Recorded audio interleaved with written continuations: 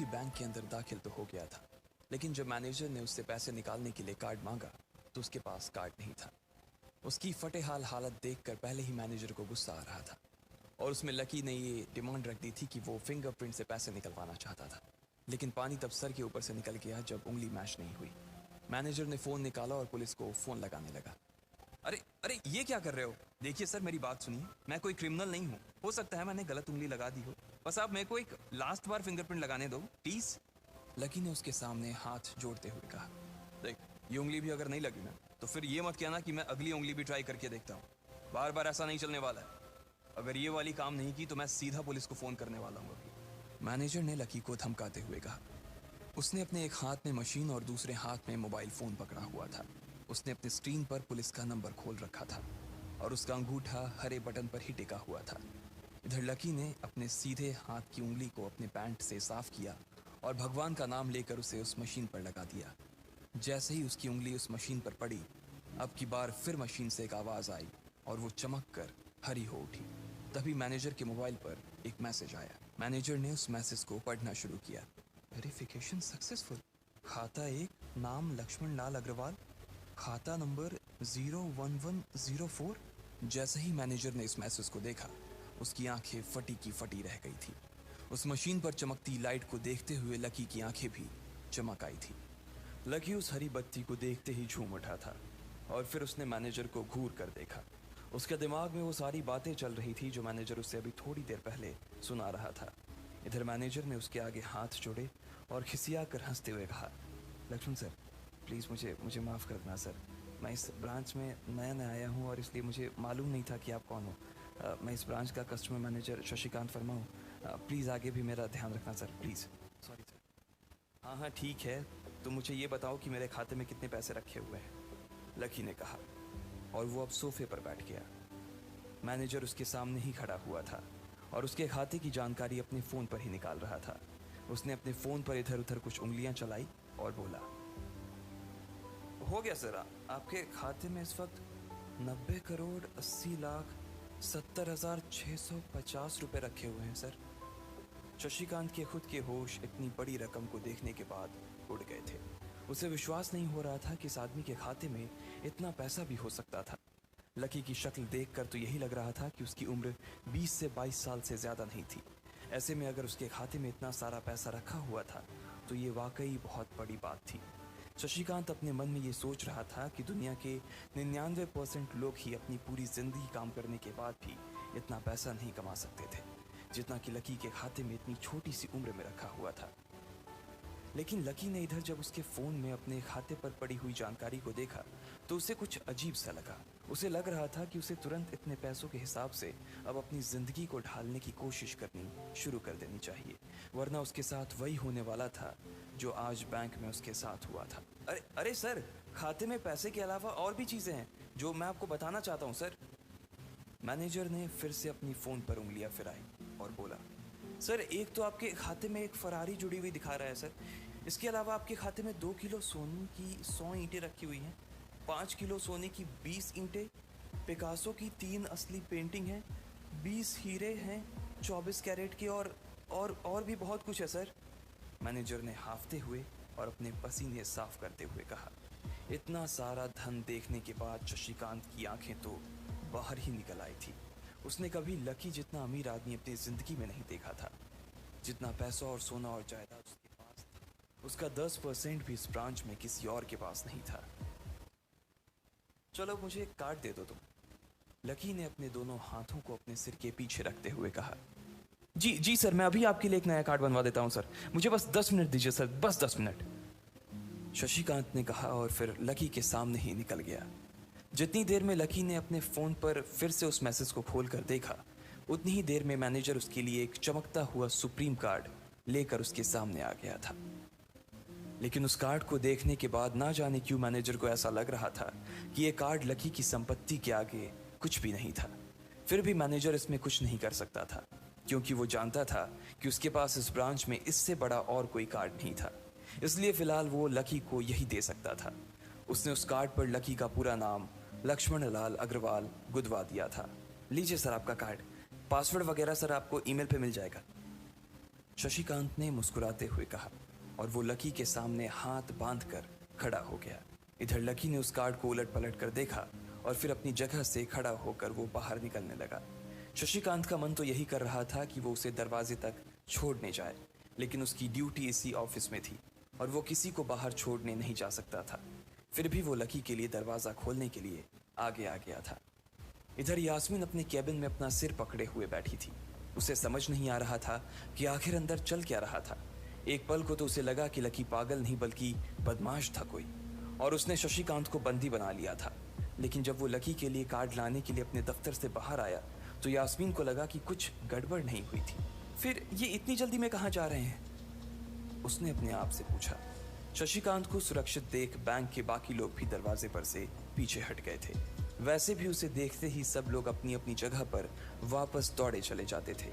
शशिकांत का खौफ ही ऐसा था कि उसकी आंखों की झलक भर से खड़ा कर्मचारी जाकर अपनी कुर्सी पर बैठ जाता था। लेकिन एक बार शशिकांत के बाहर आने के बाद वो दोबारा बाहर नहीं आया था और ना ही लकी कमरे से बाहर आया था। इधर यास्मीन परेशान हुए जा रही थी। वो जानती थी कि अगर कुछ भी गड़बड़ हुआ तो सबसे पहले उसकी नौकरी जाने वाली थी। उसने बड़ी मुश्किल से और मेहनत करके इस नौकरी को हासिल किया था और वो किसी पागल की वजह से इसे अपने हाथ से नहीं जाने देना चाहती थी। जैसे ही परेशान यास्मीन ने अपनी नज़र उठाकर फिर से उस कमरे की ओर देखा तो पाया कि लकी बहुत ही आराम से उस कमरे से बाहर निकलकर दरवाजे की ओर बढ़ता चला जा रहा था। ए, रुको, तुम इस तरह नहीं जा सकते। यास्मीन जोर से चिल्लाई और भागते हुए लकी के पास चली गई। तुम्हारी हिम्मत कैसे हुई जबरदस्ती हमारे वीआईपी रूम में घुसे चले जाने की? यास्मीन ने गुस्से में पूछा। उसका मन तो यही कर रहा था कि वो अभी लकी का गिरबान पकड़कर उसे झकझोर दे, लेकिन उसने अपने आप को रोक रखा था। मैंने पहले भी कहा था ना आपसे, मैं यहाँ सिर्फ अपना पैसा लेने आया था और कुछ नहीं, लकी ने कहा और मुस्कुराने लगा। यास्मीन ने देखा कि उसके हाथ में एक सुप्रीम कार्ड था और वो उसकी उंगलियों के बीच चमक रहा था। यास्मीन के दिमाग में आया कि लकी ने ये कार्ड कहीं अंदर से चुरा तो नहीं लिया, और इससे पहले कि वो यहाँ से चोरी करके भागता यास्मीन जोर से चिल्लाई, सिक्योरिटी, सिक्योरिटी। उसकी आवाज को सुनते ही तो बंदूक वाले गार्ड भागे भागे यास्मीन के पास आ गए। ये चोरी करके भाग रहा है, पकड़ो इसे। लकी ने जब यास्मीन के मुंह से ये बात सुनी तो उसके कान खड़े हो गए। इससे पहले कि वो वहां से अपनी जान बचाकर भाग पाता, सिक्योरिटी वालों ने उसे धर दबोच लिया था और फिर उसकी जेब टटोलने लगे थे।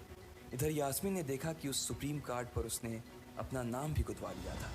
तुम्हारी इतनी हिम्मत कि तुमने शशिकांत सर को डरा कर अपना नाम भी लिखवा लिया इस पर? इसकी जेब चेक करो, यास्मीन ने गुस्से से कहा। दोनों में से एक गार्ड लकी की जेब टटोलने लगा था। लकी की समझ में नहीं आ रहा था कि आखिर ये लड़की उससे समझ क्या रही थी। अगर उसे उसके खाते या इसकी संपत्ति या सिर्फ इसके परिवार के बारे में भी पता चल जाता तो भी यास्मीन उसके पैरों में गिर जाती। इससे पहले कि लकी अपनी सफाई में कुछ कह पाता, एक गार्ड बोला, मैडम, इसकी जेब में तो कुछ नहीं है, बल्कि फटी हुई जेब है इसकी। तभी उसकी बात सुनकर दूसरे सिपाही ने कहा, मैडम, हो सकता है ये इसी जेब में चाकू रख कर लाया हो और उसको निकालते वक्त उसी चाकू से इसकी जेब फट गई होगी, मुझे तो ऐसा ही लग रहा है। दूसरे सिपाही ने अपनी लड़खड़ाती जबान में बोला, अरे पागल हो क्या, ये सब आप लोग क्या बोल रहे हो? शशिका। इससे पहले कि लकी आके कुछ बोल पाता, एक गार्ड ने उसके दोनों हाथों को मरोड़ दिया था। इधर यास्मीन अपने मन में सोच रही थी कि अगर वो चाकू लाया था तो फिर वो चला कहाँ गया था। बाप रे! अचानक से यास्मीन की आंखें बड़ी सी हो गई थी। उसे लगा कि लकी ने उस चाकू से शशिकांत का खून कर दिया था। यास्मीन ने तुरंत अपना फोन निकाला और पुलिस को फोन मिलाते हुए कहा, हेलो पुलिस स्टेशन, मैं न्यू सिटी बैंक से बोल रही हूँ। हमारे बैंक में एक सनकी चोर घुस आया है और उसने हमारे कस्टमर मैनेजर का खून कर दिया है। आप प्लीज जल्दी आ जाइए सर। यास्मीन ने घबराते हुए कहा और फोन रख दिया। तब तक दोनों गार्ड ने लकी को नीचे घुटनों के बल बैठा दिया था और उसके सिर पर बंदूक तान दी थी। जैसे ही बाकी लोगों ने भी अपनी आंखों के सामने ये मंजर देखा तो वो सब लोग भी लकी के आसपास घेरा बनाकर खड़े हो गए। अंदर बैठे मैनेजर ने जब इस हलचल को देखा तो वो भी अपना सारा सिस्टम बंद करके बाहर आ गया। अरे क्या हो रहा है ये सब? उसने जोर से आवाज देते हुए पूछा। जैसे ही सब लोगों ने उसकी आवाज सुनी तो वो चौंक गए और शशिकांत वर्मा की ओर देखने लगे। देखने वालों में यास्मीन भी शामिल थी और उसने देखा कि उसका मैनेजर तो जिंदा है और सही सलामत उसकी आंखों के सामने खड़ा था। सर, आप जिंदा हैं? यास्मीन ने खुशी और आश्चर्य भरे भाव के साथ शशिकांत की ओर देखते हुए कहा, लेकिन अगले ही पल उसकी खुशी की जगह दुख ने ले ली थी। उसे एहसास हो रहा था कि आखिर उसने कितनी बड़ी गलती कर दी थी। यास्मीन ने अपनी ही जुबान काट ली थी और उसके जले पर नमक छिड़का शशिकांत ने। उसने कहा, मैं क्यों इतनी जल्दी मरने लगा और तुमने ये सब क्या तमाशा लगा रखा है? उसने कहा और फिर उस भीड़ की ओर बढ़ने लगा। जैसे ही वो आगे आया उसने देखा कि उन लोगों ने लकी को गन पॉइंट पर बैठा रखा है। अरे किसने किया ये? शशिकांत तुरंत लकी की ओर दौड़ा और उसने उसके पास खड़े दोनों गार्ड्स को हटा दिया। फिर लकी को उठाने के लिए उसने अपना हाथ उसकी ओर बढ़ा दिया और बोला, sir I am really sorry sir, इस बेवकूफ़ी के लिए मैं आपसे माफ़ी मांगता हूँ sir, I am really sorry sir. Shashikant उसके पैरों में ही गिरने को हो गया था। लकी उसका हाथ पकड़कर खड़ा हुआ और फिर यास्मीन की ओर घूरने लगा। आप पूछ रहे थे ना कि किसने किया? इसने किया है ये, और इसने सिर्फ इतना ही नहीं किया बल्कि इसने पुलिस को भी बुला लिया है। इसे लग रहा है कि मैं कोई क्रिमिनल हूं जिसने आपका खून कर दिया है और आपसे ये कार्ड चुरा कर भाग रहा हूं, ये कार्ड जो आपने मुझे दिया है।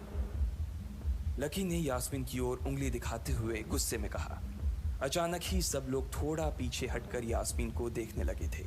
यास्मीन घबराई हुई सी फर्श पर तो कभी छत को देखे जा रही थी।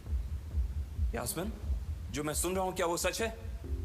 शशिकांत ने यास्मीन को घूरते हुए गुस्से में पूछा। उसकी आंखों में छुपे गुस्से को यास्मीन बर्दाश्त नहीं कर पा रही थी, इसलिए उसकी ना तो लकी से और ना ही शशिकांत से नजर मिलाने की हिम्मत हो रही थी।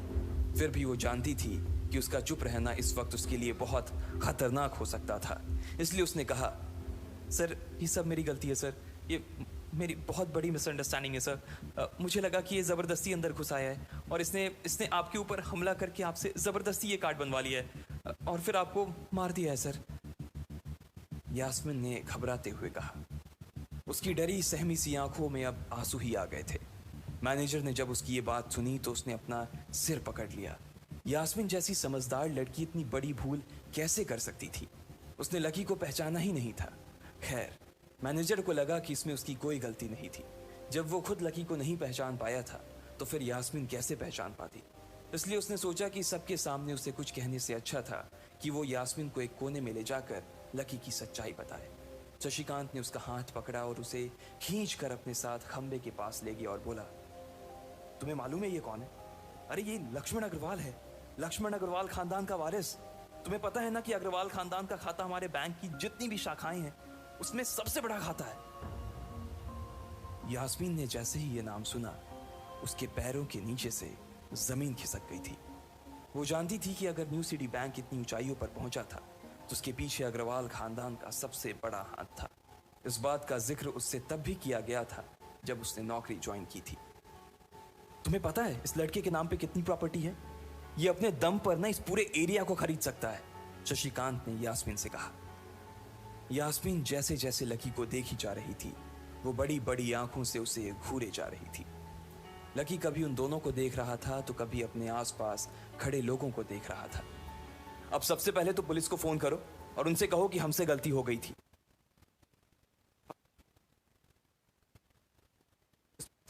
समझ लेना कि तुम्हारी नौकरी चली गई, शशिकांत ने कहा और दौड़कर लकी के पास जाकर खड़ा हो गया। इधर यास्मीन अभी भी वहीं पर खड़ी थी। अभी अभी जो शशिकांत उसे बता कर गया था वो यास्मीन पचा नहीं पा रही थी। उसे लग रहा था कि इसमें उसकी कोई गलती नहीं थी, लेकिन कोई उसकी सुनने वाला नहीं था। बैंक उस छोटी सी मैनेजर के चक्कर में अपने सबसे बड़े कस्टमर को छोड़ने वाला तो नहीं था। अब मेरे पास और कोई रास्ता नहीं बचा है, यास्मीन ने निराश होते हुए अपने आप से कहा और फिर अपनी जेब से फ़ोन निकालकर पुलिस थाने में फ़ोन लगाया। जैसे ही यास्मीन ने पुलिस वालों से ये कहा कि उससे गलती हो गई और जिसे वो बदमाश समझ रही थी असल में वो बदमाश नहीं बल्कि शहर के सबसे बड़े रईस का बेटा था, तो उधर से आवाज़ आई, मैडम सॉरी लेकिन अब तो गाड़ी निकल गई है, वहाँ पहुँचती होगी, अब आपको जो भी कहना है इंस्पेक्टर साहब से कह देना। और उस पुलिस वाले ने फ़ोन काट दिया। मर गए, यास्मीन ने अपने आप से निराश होते हुए कहा। उसके हाथ नहीं आ रहा था कि अब वो क्या करे। अब उसके पास लकी से माफ़ी मांगने के अलावा और कोई चारा नहीं बचा था। लेकिन अगर लकी सर ने मुझे माफ़ नहीं किया और उल्टा मेरे ऊपर डिफमेशन का चार्ज लगा दिया तो? यास्मीन ने अपने आप से कहा और वो अब और भी ज़्यादा घबरा गई थी। उसने देखा कि लकी उसे घूर कर देख रहा था। शशिकांत पूरी कोशिश कर रहा था कि वो लकी को शांत करवा सके, लेकिन लकी वहां से हिलने का नाम तक नहीं ले रहा था। यास्मिन उसके पास पहुंच गई थी।